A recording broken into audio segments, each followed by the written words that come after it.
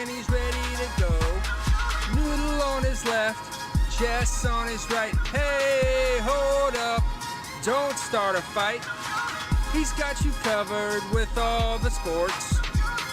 Don't fret, he's wearing shorts. It's time for Wake and Jake in the morning, Wake and Jake at night. Jake sucks.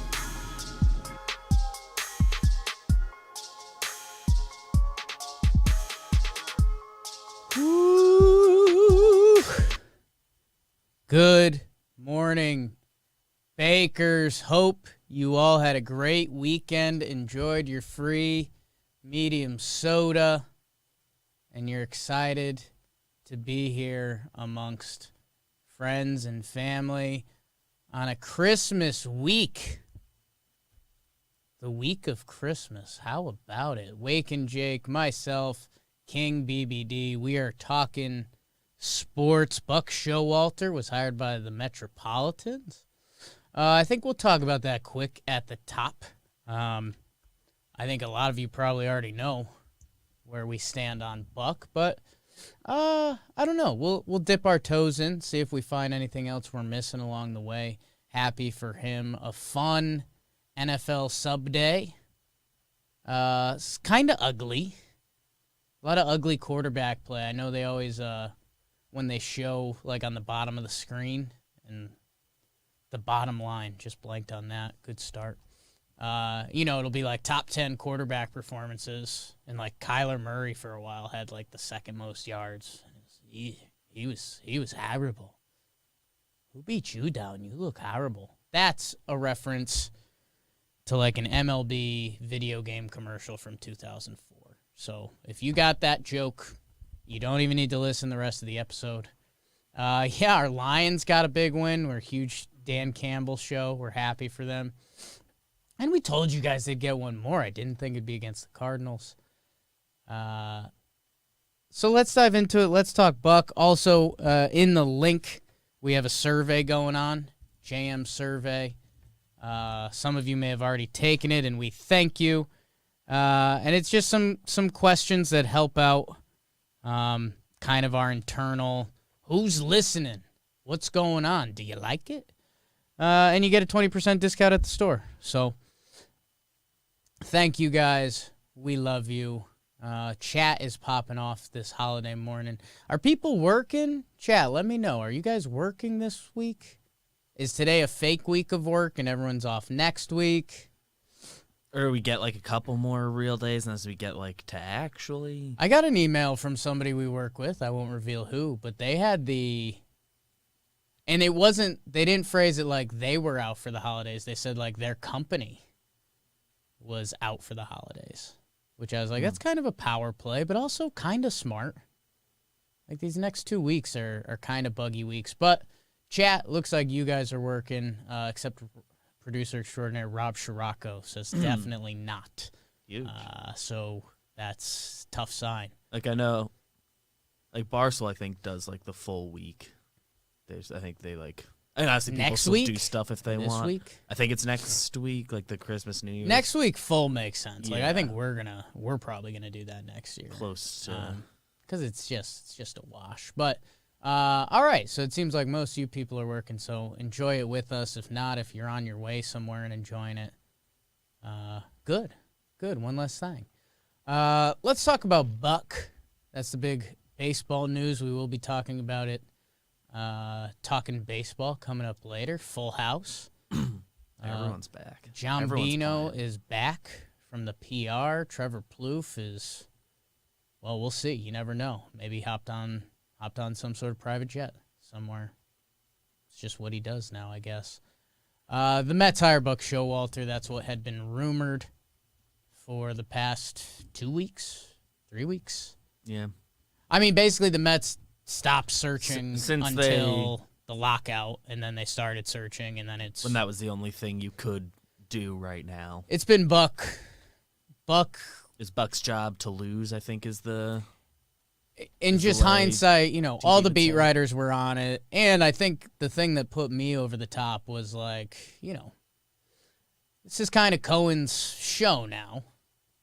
You know, I'd always come back to this, but I haven't said it in a while. But like, the Mets signed Max Scherzer. That wasn't Billy Epler, the GM's decision. That was Steve Cohen, who said I would guess Epler was cool with it though. he was fine with it. He loved the decision. But Billy Epler doesn't get to say, you know what? I think Scherzer would help this team. It's Steve Cohen saying, you have permission to spend this much amount of money, and we're going to do it. So when you factor that in, that we still haven't heard the full story about Scherzer, but they were all like locked in a room together, right? I know no one said locked, but like they said everyone was all together and they were like figuring it out. So, can't wait to learn the full story whenever that. Yeah, but when you put it all together, that like Scherzer was only signing with the Mets if he got the most money, which he did. And then I'm sure some details around it were discussed, manager and all of that. If Scherzer didn't want Buck Showalter, I don't think Buck Showalter would be the manager. Yep. And man, I think Buck Showalter, the thing I always come back to that, again, probably still doesn't mean a ton to a lot of the younger people, but like Buck Showalter, it was in Seinfeld. Like Buck Showalter's a big deal. I think sports are obviously, money-wise and everything bigger than ever, but also, like, as a society and the internet didn't exist and mainstream-type media was the only kind of media, like, almost in a way the Yankees were a bigger deal. Maybe that sounds like douchey Yankee fan stuff, but, like, you only got so much sports news, so you took in what was out there, and Seinfeld was like the biggest thing in our society. And I don't know. I know it's not the end-all be-all, but Buck Showalter was in Seinfeld. He was a manager of the Yankees. If you're in baseball, you obviously know Buck Showalter. Has managed a lot of good baseball teams. And, man, we are spoiled. I know we have a lot of Yankee fans that listen to this. On the Yes Network, he was just fantastic. You've probably heard me or you've heard a lot of people in this new age baseball industry talk about some of the old heads of baseball media and how it's just tough. And a lot of times it doesn't even make sense. Like, what are we doing? Why are these people on TV? Buck?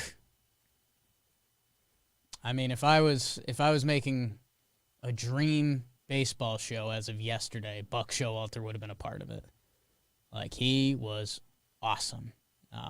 Just had all these little tidbits that as a baseball lifer he would drop on you, and you just have these like realizations like, oh, you're kind of watching. Never thought about this. I guess the best way to explain it is when football guys deep dive, like last night on Sunday Night Football, Collinsworth, he kind of did the Romo, but he did it after the play, and he was like, so you heard Tom Brady yell this, which means they were going to their second play, and then you saw him, you saw him motion the player, which means X, Y, Z. And like Romo does that before the play, and we all think he's a wizard.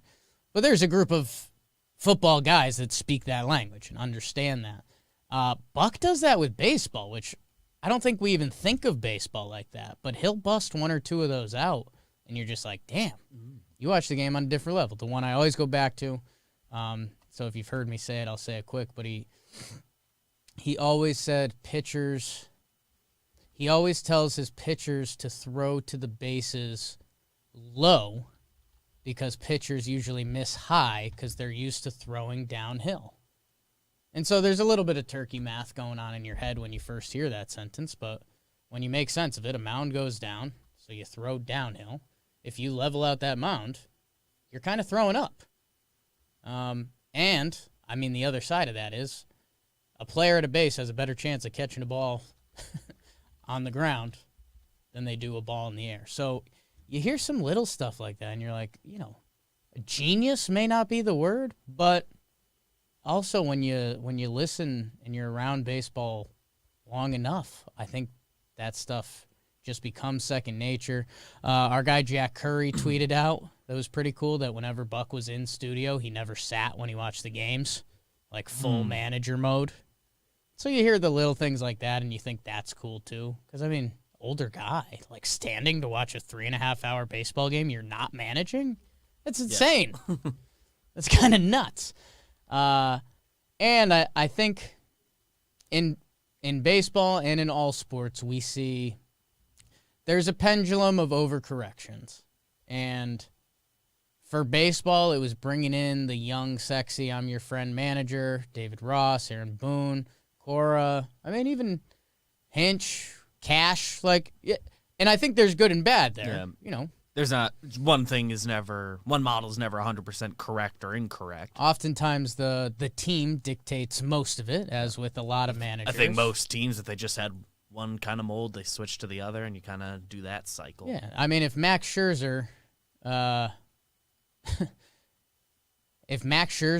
throws 33 starts with a 2.5 ERA next year, or if he gets banged up and he only pitches 14 games to a 3.5, that affects Buck Showalter as a manager, which that's what makes things tricky. But I love it for Mets fans. I don't know if Mets fans think it's facetious or, I mean, through my teeth in a way it is, because I truly do love Buck. I just think we're going to see a lot more managers of the, I think respect, is the word. Like, if you're a young guy, they've built up something. It's Buck Showalter. Like, he's just been around the game forever. He's forgot more baseball than some of these kids have played. Cool phrase. And with the Scherzer signing specifically, I mean, I think Cohen's committed to the Mets long term, but they've now carved out a 3-year window here. So, maybe if they were looking more long term, maybe they would have given Espada or Quatraro more of a leg up. But they're like, Buck, and Buck's not that old. He can probably keep going for a while. He's 65. Yeah, that's not bad. But if they think he's got 5 years of managing in him, well, that's what they need right now. Yeah. They've blown a window wide open here. So Tom Ace, our guy in the chat, said he was the manager of the year in 94, 04, and 14. So 2024, sprinkle some cheddar. Watch out for the 2024 Mets. B, think about how different 1994 and 2014 are. Again, you need a good squad. 04 different from them. But I mean, you're talking about different generation. Again, going back to my internet thing, 94, not really a thing. 2014, lived on the internet. There's also Buck, as much as he is older and everything. One, we hear him talk about new age baseball ideas, and it's very much part of it. But also, at the time he came up and became a manager, to be a guy, work your way through the minor league systems without really playing baseball at a high level. I think he played, I was trying to look up his minor league stats quick. He played 32 games above Double-A as a minor leaguer, never made the big leagues. I think especially back when he was coming up, it was certainly harder to go about it that way than it is now. I got a stat for you, BBD. Know how many major league games he's managed? A lot. 3,069.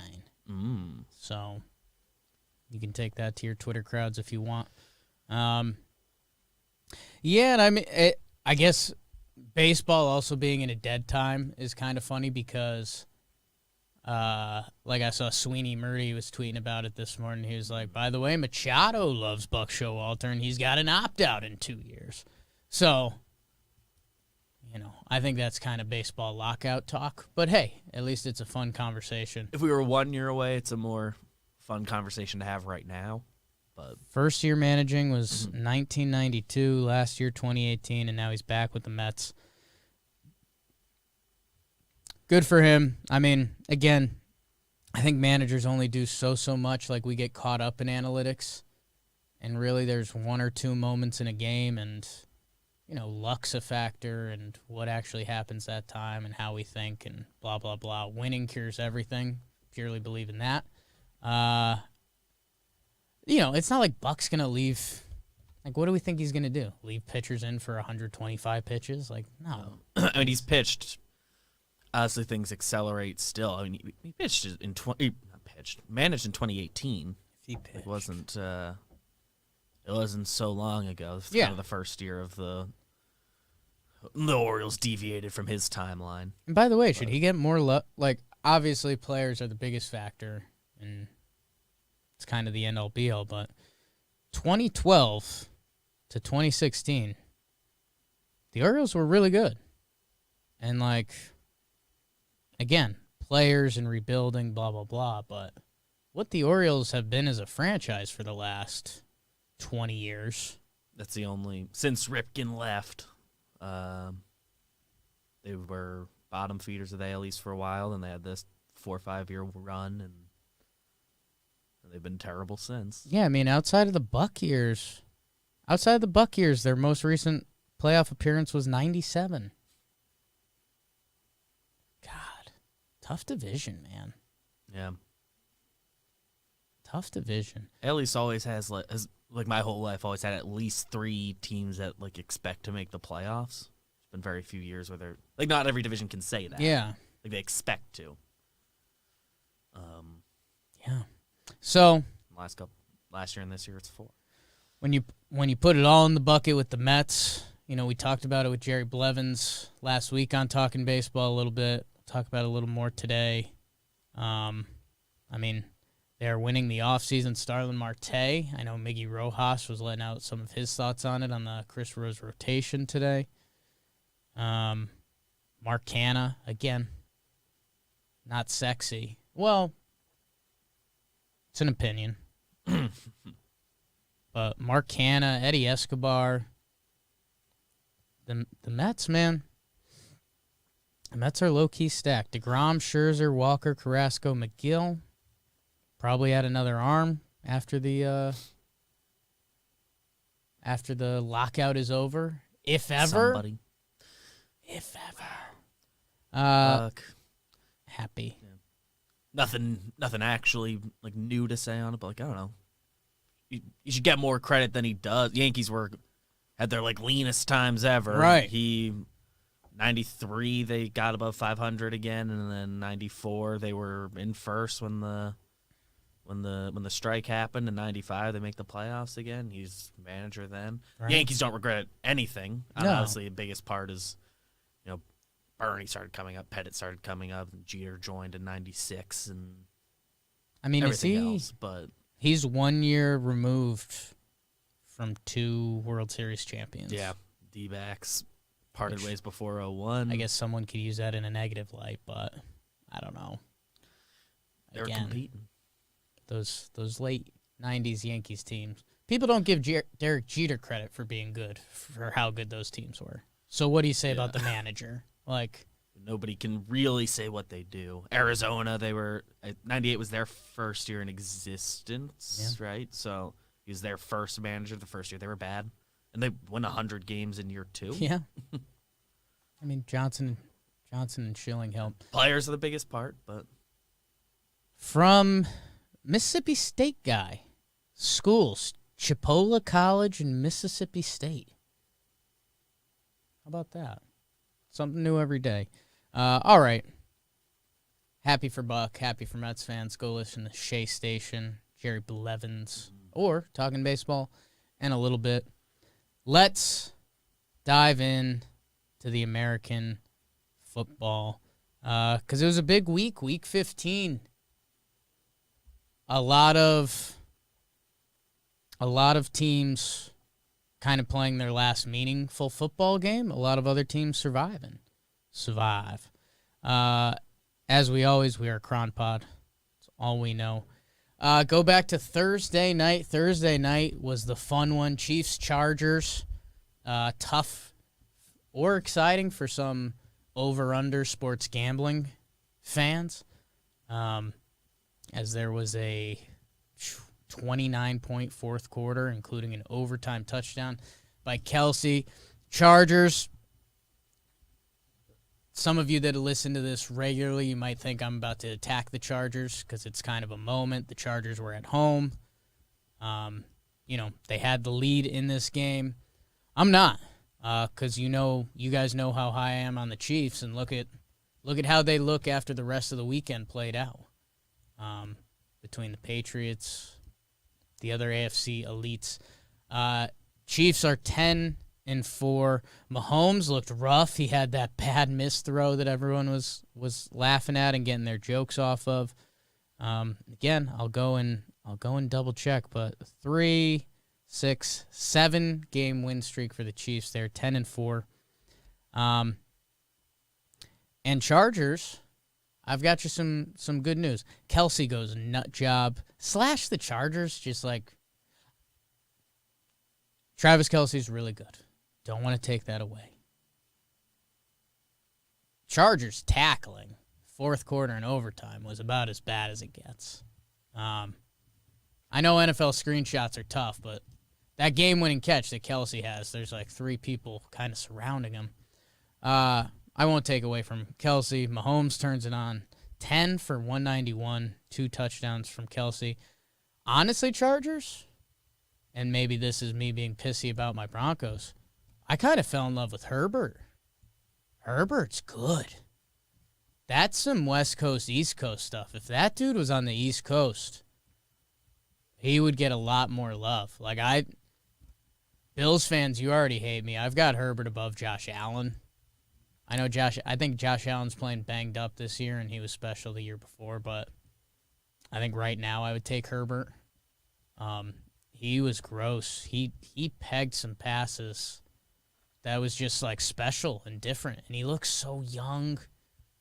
The acne kind of actually helps because I'm like, damn, you look young, dude. But that's good. No, if this dude was on an East Coast team, I think Herbert would be like star of stars. He is nasty. So the loss made me kind of respect the Chargers a little more, which, if you understand my love of the Chiefs and my newfound respect for Herbert, good. Chiefs roll 7 in a row, 10-4. That was Thursday. Fun game late. Saturday, we're supposed to have 2 Saturday games. One of them got moved due to COVID. What was that, Browns-Raiders? That's tonight now. Monday night doubleheader coming. Oh, Monday night. I think they just they just announced who's going to start quarterback. I think it was Mullins. Right. Yeah. Right. That's Both tough. of the QBs were out for Cleveland. Big game for them. Brutal. Yeah, it's a huge game for them. Win goes a long way tonight. Need it. Colts, Patriots. Again, so we come off of Thursday. Chargers, Chiefs, good times. Shootout late after 3 quarters of kind of okay. It was football. Mahomes, first miss. I mean, he didn't grab the seams of the football, but that was still just weird. Just weird. We'll see if, again, he's still not going, and they've won 7 in a row. And the other football teams kind of stink.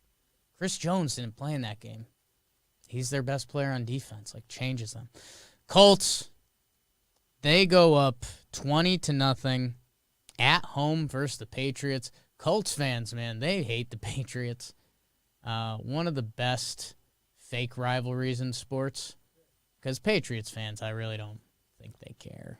Yeah, like back when it was Brady and Peyton playing each other, it had a little juice. Yeah, I mean, that had juice, but I mean, that's been... How long has Peyton been out of Indy? A decade, more? 12 years?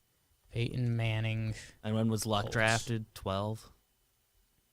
I mean, is it 10 years? In my head, it wasn't even that far. But I mean... I don't think Peyton's he last was year on the team in when Indy Luck was was there. 2010. He was out that year. So he's in the So organization. But last 2011 year was he the year. played. 2011 was the year he was out. So I chopped that. But Yeah. I mean, Chop it. 2010, chop it. I've been 2010, and the Patriots had won 8 straight coming into this game, and they kind of dominated him when Peyton was there too. So don't get me wrong, I get it. They got the wins the Colts got against the Pats were meaningful. And the Patriots, I mean, to be fair to them, they've been so good. I mean, who do you call their rivals? I mean, kind of the Chiefs in recent years, but also not really. Like you want the to go in Bills division. want to be. the Bills are the best other team there. The Bills want to be. If the Jets were any good, I guess it would be them. The years they've had. But yeah, I've been watching the Brady doc thing on Hulu. How is it? I like it. Okay. It's Like just well made? Yeah, well made. It's just cool to hear Brady talk about stuff. And I started with just the 2 Giants years because I was like, I don't want to watch this whole thing. And those were both really good. Yeah. So I watched the other 3 over the weekend. Lost again.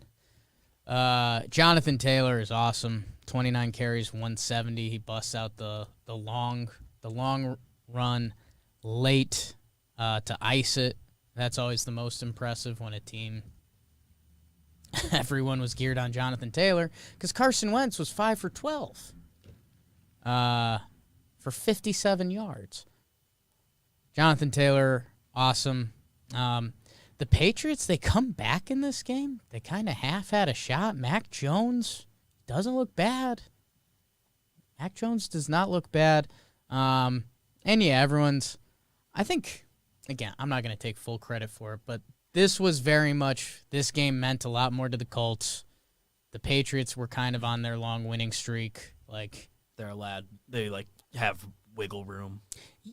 Yeah, I mean, you don't look at football that way, especially players that are putting it on the line. But when you lay it down, I mean, the Colts had to get this game. The Colts fans, the place was rowdy, Saturday night football. All of this made sense, especially they're up 20-0. And again, they almost blew it. For the Patriots, in the doc, they're talking about because Patriots had that 21-game winning streak across a couple of years, and then they're like, yeah, when we lost the Steelers that year, you could tell there was a part of Belichick that liked that. yeah, and that's he was happy for that to end because he could actually yell at us. And man, that's what everyone's saying. I think the line the PMT guys used was from Julian Edelman. They said that Belichick can now MF him up and down the field. So we'll see. I mean, I think more importantly, it was Mac Jones playing from behind and throwing the ball every down, and he can learn from that. And he looked good. He looked good. Patriots are currently the 2 seed. As them and the Titans lost. Now the 2 and 3 seeds in the AFC. Man, if the Chargers beat the Chiefs, they would have been in a really good position. They did not, so we won't talk about it. So that was your Saturday game. Again, good NFL. Leads to Sunday. Let's see what we've got. Bills, Panthers. Not really, man. Bills, they did need this, and they kind of dominated. 17 points in the second. Gabriel Davis, 2 receiving touchdowns. Good for him. They win 31-14. Panthers kicker got hurt before the game, so this was a fun when kicking is ruled out, how that changes the game. So they had to go for 2 and stuff. Cam, man, I'm a little bitter because at one point for my fantasy team I care about, I made the Christian McCaffrey, and I had his handcuff, Chuba Hubbard. And I was like, all right, that's an investment. That's going to be a spot for me. I don't think it is anymore because, Cam is the goal line back, and he's just bad.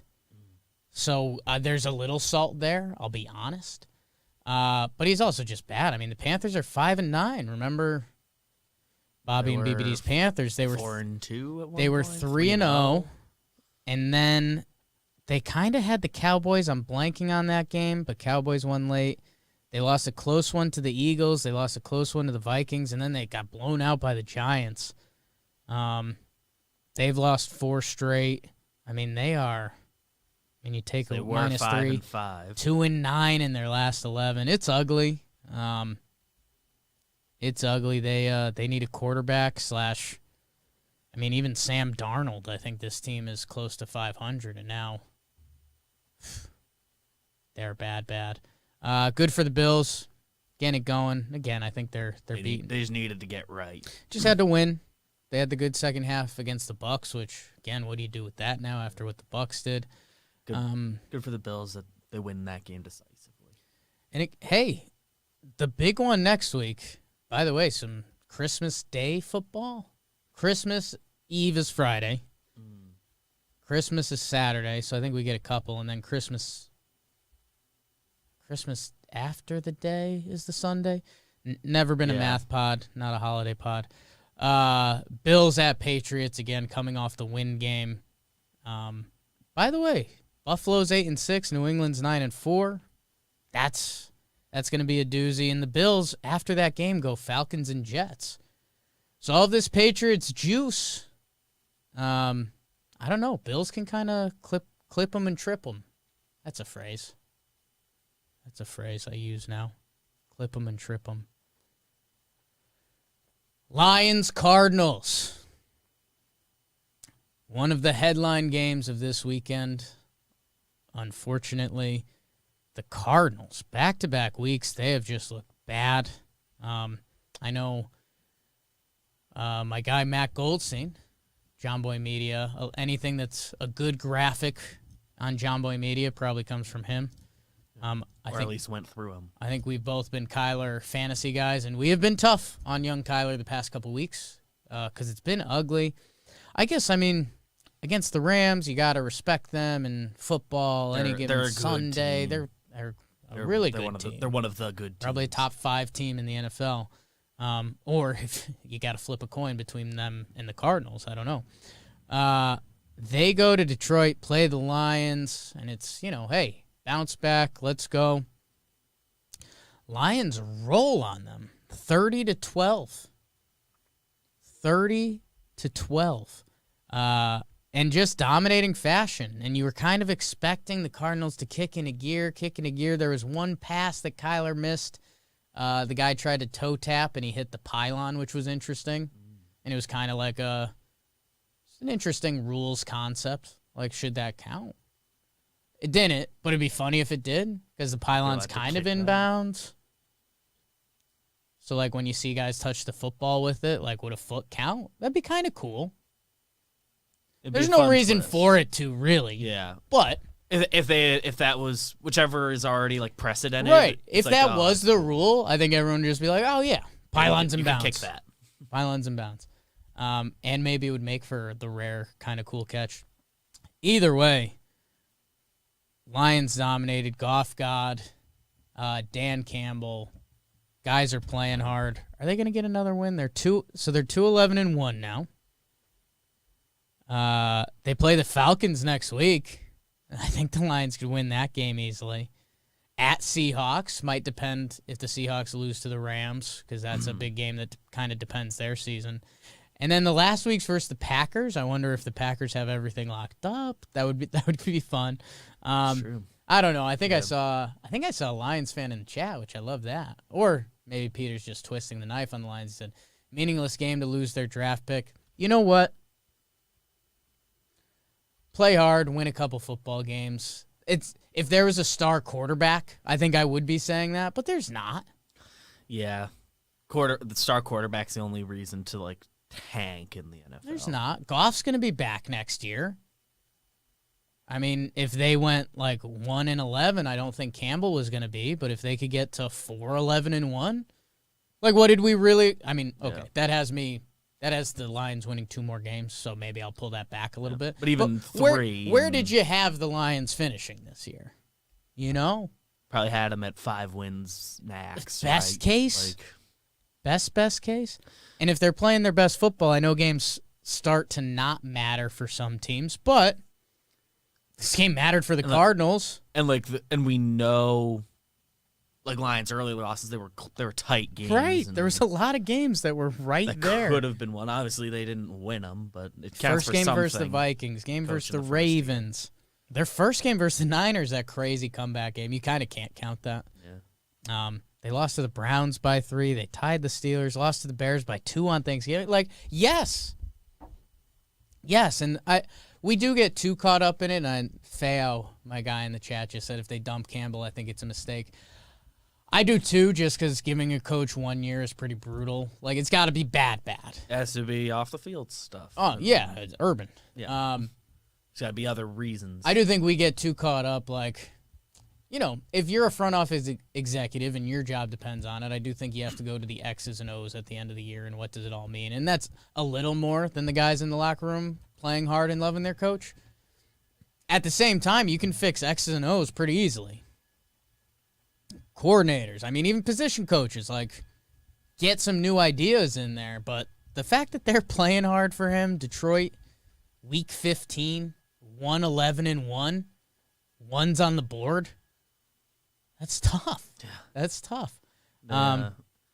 Suppose people will point to, like, well, Hopkins, that, but they also got Edmonds back, and someone else came back for them, I think. Cards are just broken right now. Cardinals and is just a bad loss. I've said it. I've said about a bunch of other teams, like, you're gonna have bad runs in the NFL, and they're just in one right now, and it's especially when are they gonna get out of it? Yeah, you're gonna get at least a stinker or two. You know, they host the Colts next week, which that's gonna be a tough one. I think that's a Christmas Eve or Christmas night game. And then the next week, they're at the Cowboys. So everyone's starting to love the Cowboys. Who knows what those teams are going to look like in 2 weeks? If the Cardinals beat the Cowboys in Dallas, you're all going to be back on the Cardinals train. So I don't know. Kyler, though, doesn't look great. Looks like he's scared to run. His ankle thing, if you remember, that was weird. People thought he was going to be out like 1, maybe 2 weeks, and then he was out for a while. He went out, I think it was 3, and then the bye week or something like that. Like, he was out. And now he doesn't look so hot. So I don't know. I'd watch Kyler because I think that's a big part of it. And I don't know. Kingsbury's getting a lot of hate. I wasn't on the Kingsbury train. I apologized. Maybe if it keeps going like this, I'll unapologize. But, and then, hey, if this continues, the Cardinals did this last year, so everyone's starting to compare then and now. So they're like a first-half team. I don't know if you can do that. B, I think the bigger thing that you will hear a lot if Kyler continues to be banged up and struggle is about his size and how he's, can he make it through an NFL season, all that stuff. We've heard that about plenty of players along the way. But they could also turn it around in 2 weeks and be one of the more feared teams in the NFC. Kyler, though, I mean, some of the plays just look bad. The guy on that pylon catch I talked about was very open. Very open. Dolphins, Jets. Tua throws a bad pick late. Pick 6, I believe. Pick 6 to make it 24-24 after they just had a really nice drive to take a touchdown lead. They drive back down and score again. Their running game looked good. Duke Johnson. 22 for 107 and 2 touchdowns. They beat the Jets at home. It was tied late. You don't want to give them a ton of love. And as it often does, and JOMBOY Media as a company, we're becoming schedule snobs. We said we were bringing it to baseball. This is the win streak, BBD. Texans, Ravens. Okay. Jets, Panthers, Giants, Jets. Kind of one real one. So, it's good that they won those games. It's your schedule. That's all you can do. But they're going at Saints, at Titans. That was weird. Titans. Turned into a robot. And then they finish with the Patriots. So, you could be talking about a 7-10 Miami. Hey, either way, Miami, before they beat the Texans, Jets twice, Panthers, Giants, they were talked about those teams in the same way. So good for them. They're back to 500 after being 1-7. How many teams can say that? So good for them. They beat the Jets. I don't know. Jets fans had a fun first half. They did a play. I'll retweet it in a minute. They did a play where a wide receiver caught a slant, and then he threw it to another wide receiver across the field, backwards lateral. That's like the future of football. That's been in my head for a while. I realize there's risk there. I mean, there's one more transaction. But, like, why not? Like, it's all about getting guys the ball in space. I know you can't turn the ball over. But, like, be careful. Like, toss it. You have to do it well. Catch. Make sure you catch it. And Tom Ace, again, said, I'm loving the gimmick plays. Like, I want to get the word gimmick plays or trick plays out of football. Like, there's some that are straight up trick plays. But I've done this on here before. Like, technically, a play action is a trick play. No. It's the whole point. So I don't know. If the Jets go full lateral plays, I'm in. You have gained a fan. And it's, okay, let me take that back, because a lot of true football people probably don't like that, and I get it. It's pretty risky. But also, if you do that 2 or 3 times a game and teams have to respect it, I mean, wouldn't that open up almost play-action slants? Like, you hit a wide receiver for a slant. Pitches it. First quarter. Guy going the other direction. Defense is on their heels. Get an extra 15 yards. Cool. Then what about in the third quarter? Fake. You do a little play action on the slant. Defender locks up. I don't know. I know I'm making it a lot easier than it is. Easier said than done. But why not? Why not? People didn't think that RPO type stuff would work in the NFL. Not an exact correlation, but Cowboys rolling the Giants. You want it all, BBD? They're so sad. Didn't watch one play. They're so sad. I hate the Giants. They have the 5th and 6th pick right now. I hate the Giants. They're a horrible watch. I've never seen a team throw more third down passes 2 yards short of the first down marker. It's crazy. It's insane. And they've kind of it's felt like they've always done that too, like across. Even the Eli times. Going back. Like when they were a good team, that was the frustrating thing is it felt like they weren't at least throwing for a first down. Glennon was so sad. They go to Jake Fromm. He had a couple fun passes. I guess they'll ride that out. They're saying Daniel Jones is going to come back. Giants are sad, man. Bring in Rex Ryan or something. Change up the juju. Because it's so not working. Yeah. I think they're the worst NFL team in the past 5 years, record-wise. It's them and the Jets. And the Jets, because sometimes they get Metsy or Jetsy. I think a pass. They've overshadowed it a little bit, but you just kind of expect it. It's awful. I mean, historically, Giants are one of the NFL franchises, but right, it's been now, and at least it's been now 10 years. You can hide behind 2 rings in the past 15 years or whatever, but I still, remember both. But still, still a joke. Still time. They've got one every decade. They frustrate me. I feel bad for the Talking Giants guys. Yeah. Free medium soda. That'll solve it. That'll make the people happy. My Steelers. Go to 7-6-1. That game was fun down the stretch. They were down 13-3.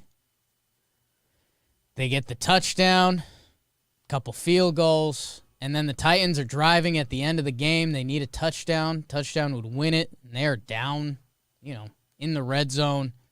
Awesome 4th down stop by Joe Hayden, Florida Gator. Jess's dad was oddly quick with that. Loves the Gators. It's just Joe Hayden, Gator. It's nice. Huge.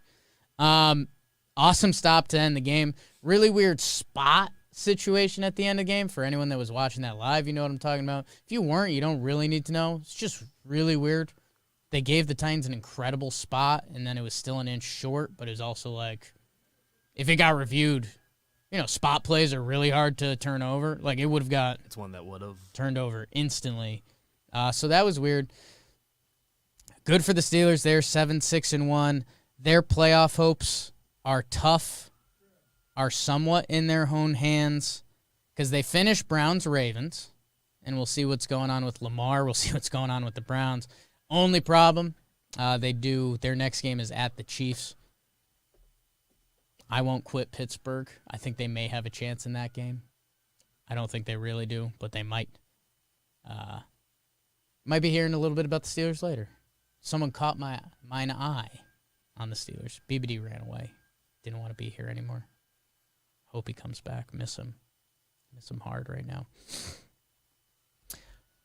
Texans, Jaguars, no.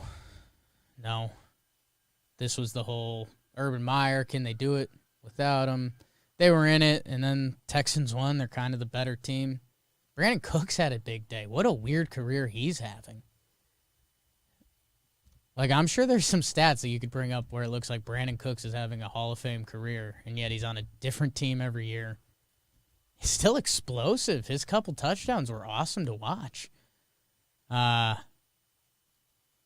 then, yeah, Davis Mills got a win for them. I don't know. He's a young guy. Like we've been saying about next year's draft, there's not a lot of dudes. So maybe you draft a guy late, 4th or 5th round to compete with him. But, I don't know, take a chance on him next year. If it works, awesome. If it doesn't, cool. You're going to trade Watson at some point so you could get some assets. I don't know. Texans could be on a quick flip path. I shouldn't be saying that about one Davis Mills game against the Jaguars. But when you tie in the picks and Deshaun and all that, like, I don't know. If this was a stock market, what is my voice today? Stock? What am I doing? Not happy about that. Buy some Texans stock in 2024, I guess is what I'm saying. They could have a team if they trade Deshaun. Continue to stink. Stock? What the hell was that? I don't like that. I don't like that. Speaking of things I don't like, my guy Teddy Two Gloves knocked out of the game. Bad. Take off the face mask. That's how you always know it's bad. Both teams come out. Shows how much he's liked in the league and respected. Coming back from his original brutal injury. My God. Football's tough, man. Football's really tough. And it was also tough for my Broncos after that. Drew Lock came out. He did not look good. Bengals make the one big play in this game. Actually, I'd like to make a correction. So they have the one big touchdown catch by Boyd. Nice little juke move at the end to score. Bengals won 15-10. I will say this. Broncos, they had a chance to go up. Sounds a little sad. They had a chance to go up 6-3 right before the half. Super conservative with the play call. I know that's sometimes a cop-out, but super conservative with the play call. Their kicker makes it. We're also not talking about it, but he did not. My guy, blanking on his name right now. McManus. McManus misses the kick. Bengals. And then what did the Broncos do? They get even more conservative on defense. They give up a long pass. McPherson bangs one. Florida Gator. Rookie Florida Gator. For the Bengals. And instead of the Broncos going up 6-3 at home, which I think is important, they go down 6-3 at home. Who knows how the rest of the game plays out. Drew Lock's stat line ends up not looking that bad. I do think people on the internet want to hate Drew Lock. Don't get me wrong, I don't think he's the answer, but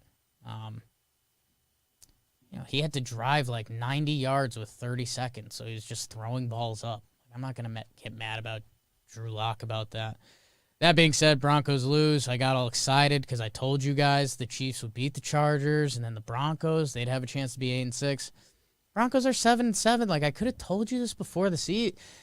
That's where I get frustrated with the Broncos. Like, I could have told you this is exactly where they'd be. It's exactly where they'd be. Are they in the playoff picture? Not really. Broncos are 12th in the AFC. I think they could be 13th if the Raiders beat the Browns without any of their quarterbacks tonight. Like, that's when you really need to put things in perspective.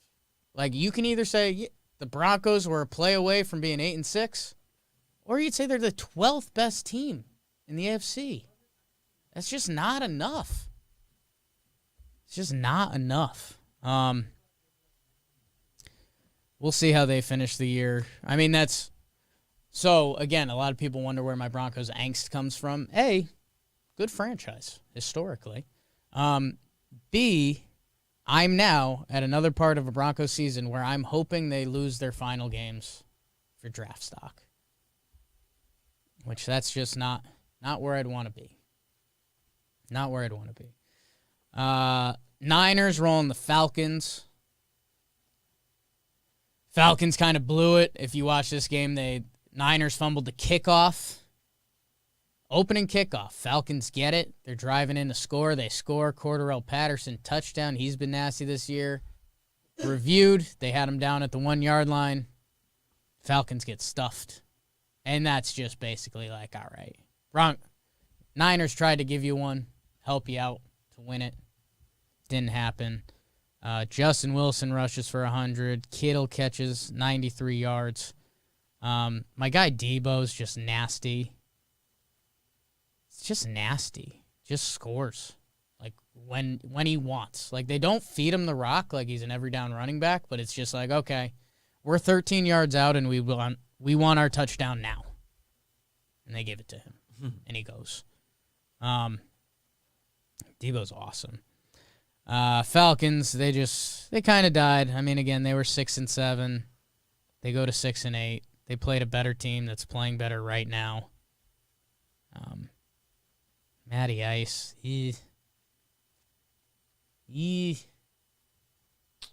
like Debo though. Debo's cool.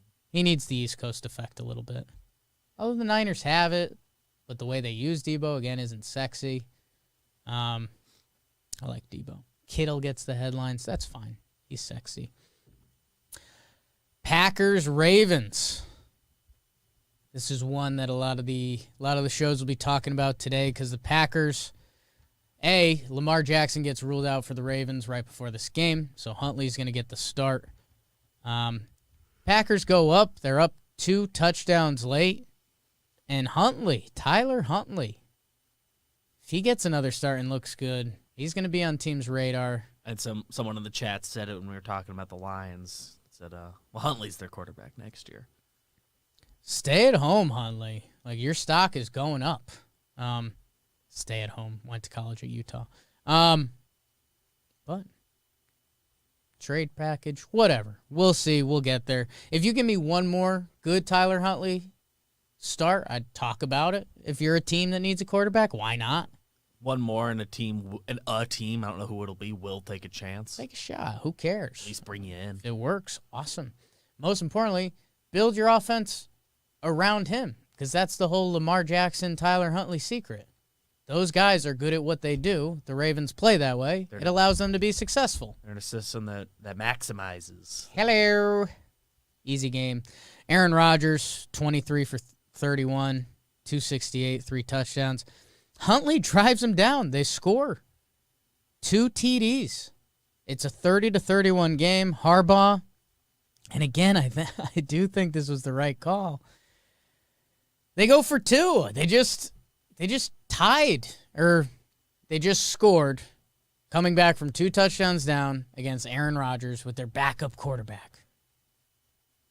Now, the 2-point conversion play they ran stunk. Just not the right play. Huntley was kind of dominating with his feet. He was making a couple passes to Andrews when he had to. And they ran one of those rollouts where there's 1.5 options. And I mean, they double teamed. They showed the replay, the safety. Mark Andrews was getting guarded by another guy, and the safety just sprinted over to him instantly, like wasn't watching the play. You got to give Huntley a chance to do something fun or creative there. I would have gone Tebow, jump pass. I mean, who the fuck am I? But, like, I felt like that would have been the play. Like, everyone would have been geared up for Huntley. That way you're still going to Andrews. He's one of your best players. I have no merit to stand on. Who knows if they even have that in their playbook. You would have liked to give Huntley a better chance than a double-teamed Mark Andrews in a tight window. Green Bay wins. They're 11-3. They are the number 1 seed in the NFC as the Bucs lost. The Cardinals lost. So they're in the driver's seat. The NFC could go through Lambeau with a bye week and a somewhat happy Aaron Rodgers, which that's kind of one of the weirder developments of this season. But I just told you, the Packers control their own destiny, and it's because of the night game, which I believe is the last game. Saints-Bucks. Your final score, a lot of you probably watched this, 9-0. 9-0.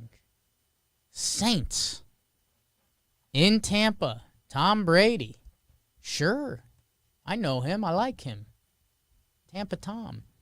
Everyone around Tom did get hurt.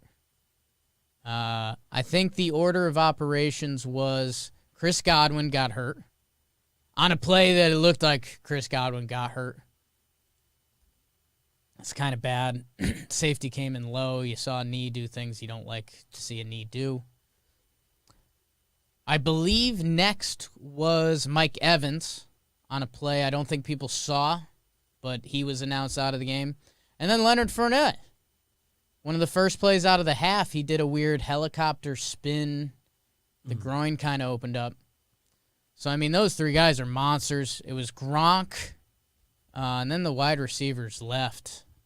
Was it Anderson? I'll get his name right. Scotty Miller showed back up, and that was exciting, but I guess he hasn't, practiced at all. They did not want to play him. But he was out there. Tyler Johnson, yeah. Wasn't that the name of the combo guard that got paid when he got combo guards just kind of got paid? Yeah, and he got a restricted free agent deal. Good for him. He got paid and then eventually traded. So Tom was working with guys he didn't normally work with. He was showing his frustration. Also, New Orleans, apparently they've got the sauce. They're 4-0 against Tom Brady on the Bucs. It's pretty nuts. Regular season. It's not the one you season. need, but yeah. Taysom Hill, he kind of looked gross in this game. I don't know what you do with that. 13 of 27 passing. And, I mean, I know that doesn't look super gross, but, again, compare that to, completions around the league. Completion percentage is, a good one, or solid is, 70%. Guys complete passes now. To land around there, that's pretty gross. Wasn't too dominant on the ground either. Tampa's D, 9 points for New Orleans. Tommy was getting frustrated and showing it. Keyshawn Vaughn, my guy from Vandy, third-string running back, was just getting ripped apart by Tom on the field. It's tough. Tough. Good for the Saints, man. Their defense was nasty. And I think they've got an easy schedule the rest of the way. Let's see. Right now, the Saints, they're the last team in the playoffs. Although I think Washington has a tiebreaker against them if Washington beats the Eagles.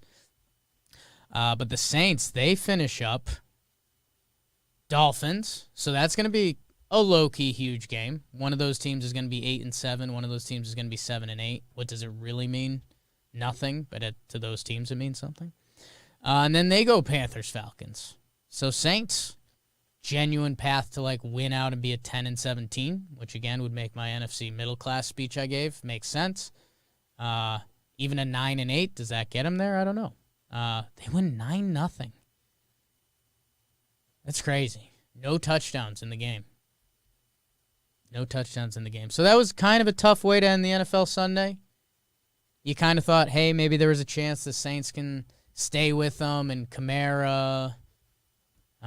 Keep it on the ground, get first downs, control the ball.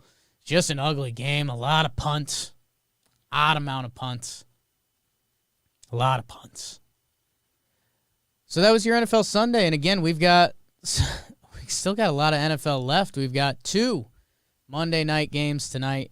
Browns, Raiders. As BBD just told you, Browns are without their 2 top quarterbacks. Baker and Case Keenum both out. Baker and Case. Case. It's fun. Baker and Case. So they said it's the guy that was on the Niners. I think so. What's his name? Nick Mullins. Nick Mullins. He's fun. He might be fun to watch. Really tough ask. Raiders. It's kind of as good as you can get in an emergency. Yeah. Yeah, a guy that's played NFL games and has been a backup quarterback before. Vegas is 2.5-point favorites in Cleveland. Again, if they had Baker, I think the Browns would probably be 4-point favorites or something like that. We'll see what that looks like. That might, at the end of the day, the box score could be pretty ugly. That could be, I think the Browns' dream is to Nick Mullins throws it 10 times. Just get the running backs going. If Nick Mullins throws it 12 times or less, the Browns have won this game. If Nick Mullins throws it 12 to 20, I don't know the result of this game. If Nick Mullins throws it 20 or more times, I think the Browns have lost this game. And someone, Tyler in the chat, says Nick Mullins is good. I think you're around it. I think Nick Mullins as your backup quarterback might be fine, but Nick Mullins without any preparation on a new team, that's not a good formula. Prove me wrong. Not the way you drew it up. Prove me wrong. So that's Raiders, Browns. That's at 5 p.m. A little happy hour game for you. How about it? And then the nightcap, Vikings, Bears. Vikings 6.5-point favorites in Chicago. Bears may have quit on their season, although they put up a bunch of points last week. I mean, young quarterback. He's got something to play for. Justin Fields. Vikings, again, their season still matters unless they blow it tonight. Every game they've played has seemingly been close. Dalvin Cook went nut job last week, 200 yards. They're going to pound it with him. Kirky will twirl it when they need to. You'd think the Vikings would roll. We've thought that a lot this season, and all of their games have been close. So that could be a game, especially if Justin Fields, he looked like good last game. A soft good. Soft smile, soft good. Also, the Bears could be quitting on their team, which wouldn't shock anyone. Feo in the chat, while not a math pod, I've counted up the punts. 17 punts in the Tampa Bay-New Orleans game. 17, which, Feo points out, is an odd number, so I was all over it. So, yeah, well, man, tough to get too hyped for these games tonight. Who knows what you're getting in the happy hour game?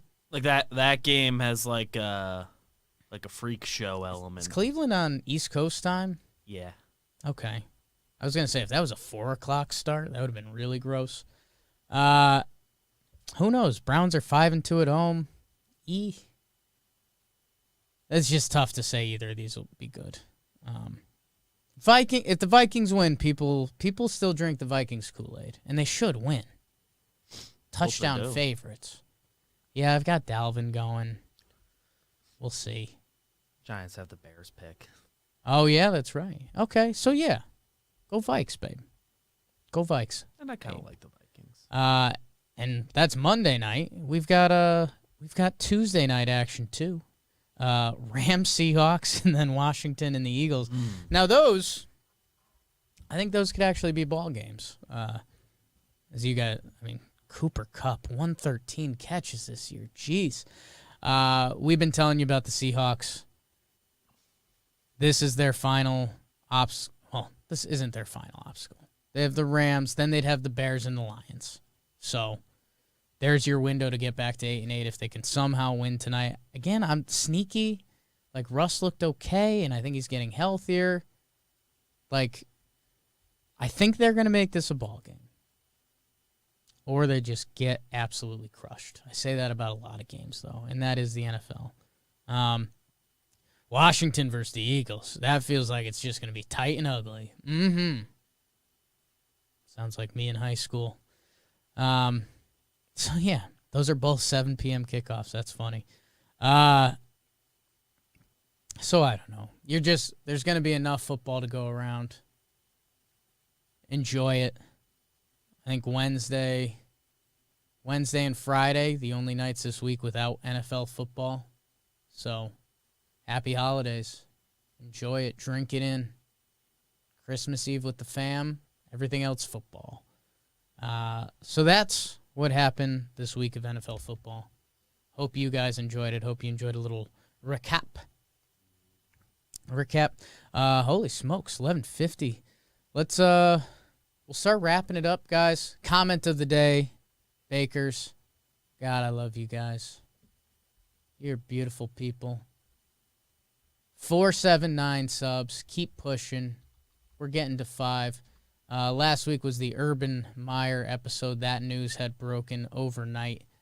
Saw Connor Green say that Bieniemy, Chiefs offensive coordinator, would be a great fit for the Jags. He's, been in the discussion with a lot of coaches. He's helped Mahomes develop, Trevor Lawrence. Yep. Yeah. No, I mean, that's a fun fit. Who's the other one? Byron Leftwich, offensive coordinator for Tampa. He's getting a lot of love. Again, with either of those guys, that'd be their first head coaching job. So as long as you got the D coordinator or whoever it is, Things are, at least that's experience, that's knows how to run an NFL team, you're going to want that. You're going to want that. At least in the case of Bieniemy, he has been around the league for a very long time. Leftwich still a young coach. Yeah. So I'd lean him if it's between those two. Right. But If you had to pick, I guess. just to have with Lawrence and all that. But Let's see what else we've got. Derek Jennings shot down. I gave the whole college football is more of a family where NFL is business. Shot that down. Said Saban and Meyer are control freaks that want perfection. They don't really care about their players. I think yes and no. I don't think we're saying stuff too much differently. I think they control it from almost like a controlling parent family. And if you obey by their rules, they'll take care of you and you're part of their culture for life and life after football, blah, blah, blah. They connect you to jobs and stuff. I see what you're saying, but, it's almost a parent saying, it's my rules or leave the house. And then Matthew Nauer, some baseball out of the – because I think we talked Kershaw briefly. Said I could see something similar between Kershaw and Verlander's contracts, maybe closer to 1 for 20. Man, I mean, Verlander hasn't pitched in, 2 years? basically, we get one start in 2020. I know his ceiling is higher, but Kershaw was out there last year. I know he got banged up a bit towards the end, but he pitched, and he's Clayton Kershaw. They're going to have to... If he wants 2 years, Clayton Kershaw is going to get 2 years. If he wants 3, 4, if you're Dallas, Texas. For this year, Clayton's nursing something, but Verlander, you're going to have to baby him a little bit. He hasn't pitched in 2 years. Steven Matt's got $11 million for 4 years. I know you pay for what you expect going forward, but again, look at Kershaw's numbers. We definitely have a weird scope on it because he doesn't pump gas anymore, and the mileage is up there. I get it, but Kershaw's kind of going to get what he wants. He's going to get what he wants. A quick standout performance as we get ready for talking baseball. I saw the chat mention them. I didn't mention them specifically during the game. TJ Watt, I believe he leads the NFL in sacks, or he's got something crazy. It's 17 in 10 games. He's awesome. There's another stat I heard today. In games that TJ Watt doesn't get hurt in or doesn't miss because he's hurt, Steelers are 7-3. I think they're 0-3-1 when TJ Watt is hurt before or during the game. So that's pretty crazy. And, by the way, I know that's a weird way to phrase a stat. Got it from Big Cat, so I should give credit to him. He gets hurt on the final drive. A dude just lands on his ribs. He gets up. He's just holding his rib cage. And it's one of those moments where you're like, damn, that's brutal. 300-pound guy just cracked his ribs on a cold day. That's awful. Comes out of play because he had to, and then he comes back in. He's holding his rib. And it's one of those moments where you're just these dudes are completely different than us. Don't play the, I know we joke around and, hey, if I got 20 NFL carries, what would my stat line be? Sometimes I like to joke my physique is similar to Maurice Jones-Drew, Darren Sproles. Those guys are, not humans. The fact that they play on the NFL field with monsters of men is insane. So, yeah, it was just one of those moments where you're like, damn. Guy's got a chance at defensive MVP. Aaron Donald, I think, is the leader in the clubhouse right now. TJ Watt, man. And again, kind of think about how nuts it was when he came out. Like, it was like, yeah, he's a borderline first rounder, JJ Watt's brother. And he's come in and he's having like a Hall of Fame career, basically. Like, he's disgusting. He's like the best defender in the league right now. Like, yeah, if you list him off, you're, There's top not, five. There's not an argument for a whole lot of guys ahead of him. He's going to be top 5. Like, it's Donald, I think one of the Bosas, maybe both of the Bosas, Jalen Ramsey, something like that. But TJ Watt is one of the best players in the NFL. He's awesome. Some fun stats about him. And, yeah, just watch the highlight of him getting crumpled, walking off the field, and then coming on for a next play. He's like, he grabs one of his teammates' like shoulder pads to try to like make his ribs feel better. I've never done that. Haven't been in the situation. So shout out to TJ Watt. Spilled some water on myself, BBD. I got like 2 little like half point bros of the night. One is profootballreference.com. And just I'm kind of annoyed that their trades and transactions are separate. Okay. It's just 2 different lists. It's like, then I got to do like mental, like make my own timeline of when like cuts and trades happened, and it's just kind of annoying. But a cool thing they do, so it's a bit of a bruh. This is the bro part. I like that they have like the fines they've gotten. Like, I was looking at Antonio Brown specifically in 2016. NFL fined him for $24,309 for a touchdown celebration dance, and there's a bunch of those. So I'm gonna get in a rabbit hole there at some point. Okay. And the other one, my other bro of the night, I'm going to CJ Miles, just signed with the Celtics, because like every NBA team needs people. CJ Miles gets a deal. Isaiah Thomas is back on the Lakers. Yeah, NBA is crazy right now. I mean, so is the NFL. All the COVID stuff is wild. Be safe-ish. It's nuts. So, yeah, I saw a rookie get his debut on the Lakers the other day, and that was, I don't know. It's an interesting time. It's going to be an interesting few weeks, because I think holidays ain't going to help the numbers and all that. So yeah, and they said it would be Thanksgiving and Christmas doing stuff, and we've only done 2 of them. The Nets stuff, bro. I mean, Kyrie that was thing. ridiculous. So, with that, I think we got to wrap it up. We got talking baseball. Isaiah Thomas. Just IT, yeah, that's going to be a weird one. Comes in for his G League debut, drops 40, deal with the Lakers, 2 games, 1 start. It's going to be weird. Yeah, Tom Ace, good point. Don't spit in my mouth. We'll save that. We'll save that for the summer. Thank you, everyone. So much good stuff on the JOMBOY Media Network. Rose Rotation. Miggy Rojas is back. He's the coolest ever. Talking Giants if you want to hear some stuff. Yikes. Talking baseball coming up after this. JJTV. I think we got a playing shooty hoops. Go check that out. You guys are the best. We will see you back here Thursday. Hope everyone has a good week. Hope you start slacking at work if you haven't already. And thank you guys.